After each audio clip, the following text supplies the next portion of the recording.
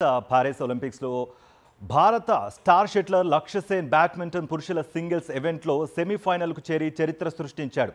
Chinese తేపీకి చెందిన player Tian చెన్ చౌపై 19-21, 21-15, 21-12 తేడాతో విజయం సాధించాడు. రసవత్తరంగా ఈ మ్యాచ్లో జరిగిన ఓపెనింగ్ సెట్లో 21-19 తేడాతో లక్ష్య సేన్ ఓడినప్పటికీ ఆ తర్వాతి 2 గేమ్లలో అద్భుతంగా పుంజుకుని గెలిచాడు. దీంతో ఒలింపిక్స్ క్రీడల్లో పురుషుల బ్యాడ్మింటన్ ఈవెంట్లో సెమీఫైనల్ చేరుకున్న భారత తొలి ఆటగాడిగా లక్ష్య సేన్ రికార్డులకెక్కాడు.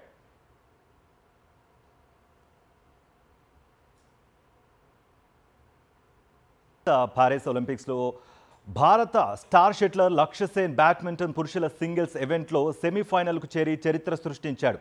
చైనీస్ తేపీకి చెందిన ప్లేయర్ తియాన్ చెన్ చౌపై 19-21, 21-15, 21-12 తేడాతో విజయం సాధించాడు.